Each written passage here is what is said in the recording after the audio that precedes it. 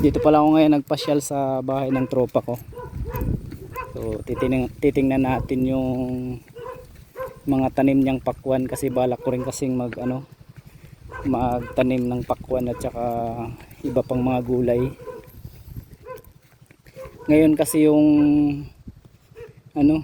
buwan ng taniman ng pakwan kasi hindi na gaanong maulan dito sa lugar namin. Ang lapad ng pakwanan niya, oh. Ayan sila nagdidilig.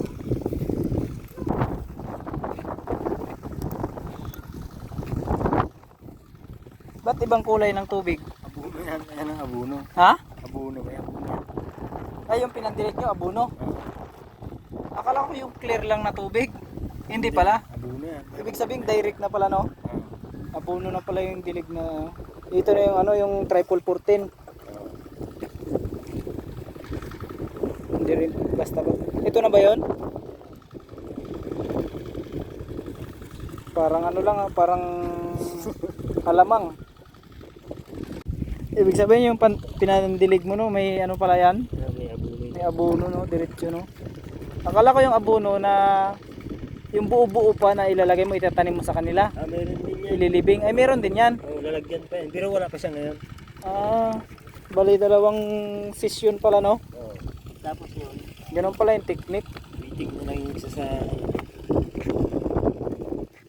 Kumbaga ito, niya pa lang ito. Inumin niya pa lang, wala pa siyang kakainin. Meron na tayong idea pala. Magpakwanan din tayo balang araw. Tanim, no, mahalin mo yung pananim mo, di ba? Kasi yung kontra gusto yung tanim mo, yung parang bad trip yung isip mo, ay kainit-init man ito, kainis. Parang yung tanim nun magtatampo, di ba? Imbis na bibigyan ka ng magandang bunga, no? Kaya nga yun man talaga yung tama. Mahalin mo yung pananim, kung ano yung pag-alaga, di ba? Siyempre, kahit na tanim yan, may isip yan, eh. May buhay yan, eh. Parang pag mga anak na siya, alagaan mo pa rin. Sila, maranasan ko rin yan, malapit na ako magtanim, eh.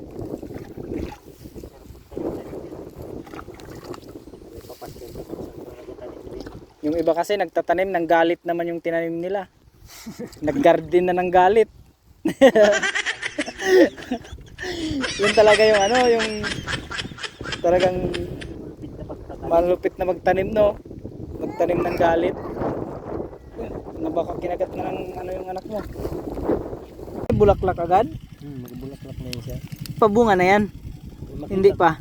Pabunga na yan, pero yung bunga niyan tatanggalin ko yung bunga niyan. Ha? Tatanggalin ko. Ba't tatanggalin mo? Hindi pa maganda yung tinitreat ng bunga niyan. Bunga yan talaga na maganda na. Ganun pala yun. Nagabunga na yan siya. May mga tinanggal lang ako ng mga bunga dyan. Samantala, nasa 12 days pa lang, no? Kailangan yan tanggalin na yan. Ibig sabihin, yan? Kumbaga, maliliit yung bunga na yan, yung unang labas. Deform na yan siya. Yan pala yung technique ng Yan yung mga nagbulaklak na yung mga bunga. Meron nga ako mga tinanggal na bunga dyan. Siguro, estimate ko sa maghapon na dilig nyo, umabot siguro ng 2 oras.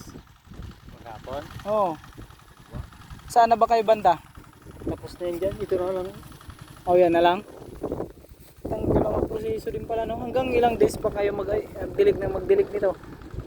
Depende sa tindig ng pakwan. Kapag pwede na siya. Kasi pag labas na yung bunga niya, mag-stop na.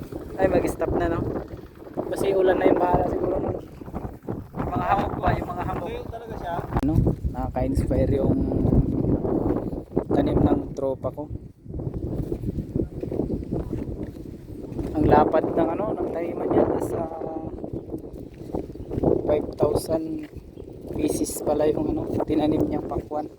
Yan, doon. Kaya yung pagdidilig nila umabot ng 2 oras mahigit. Balik na pala tayo. Sarap kasi mumuhay sa ganito. Napakasimple lang.